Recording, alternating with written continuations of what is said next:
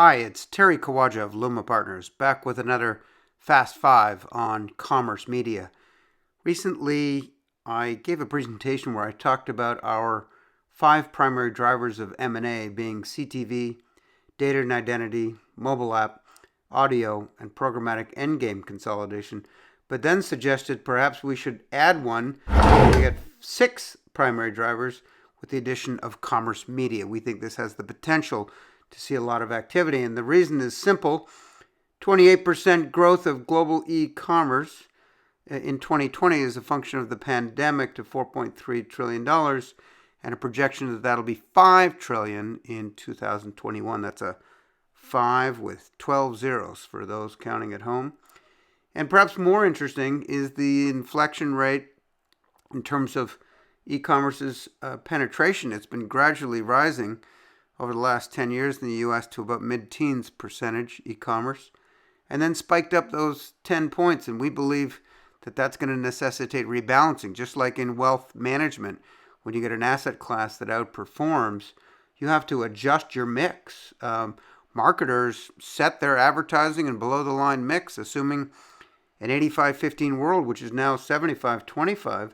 So they're going to have to readjust their mix of advertising and below-the-line spend to take into account this new reality of e-commerce, now representing more like 25% of all retail.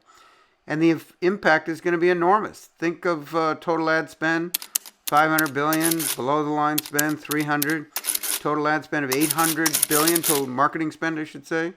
If a 10% allocation would imply an $80 billion shift from physical retail-centric media to digital channels. The tagline I like to use is from end caps to mobile apps.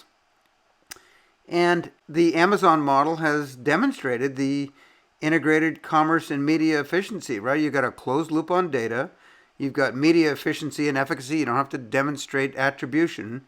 And they've seen rapid growth. In fact, in Q4, Amazon announced, they're now the largest, fastest growing media property in the world as a function of this integrated commerce and media approach. And it doesn't just help Amazon. There's a whole ecosystem of services companies and technology intermediaries that assist marketers with the implementation of e-commerce. We've also noted that retail media is proliferating to chase this Amazon model in almost lockstep military precision.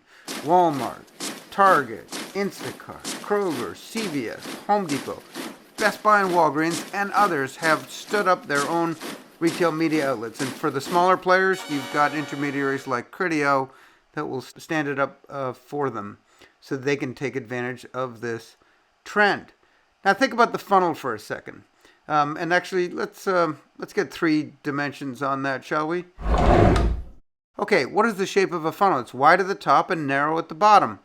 Well, if you could cylinderize the funnel, you would have a fundamentally, different shape where you wouldn't be, out of efficiency, you wouldn't be wasting ads on people who weren't going to convert with more targeting, and greater efficacy so that you get improved conversion and throughput as a function of having this integrated model.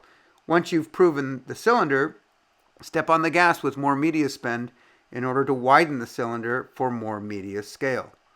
So this is why we believe commerce media will represent the 6th driver of M&A. As always, LUMA at the intersection of media marketing and technology. Thanks for listening.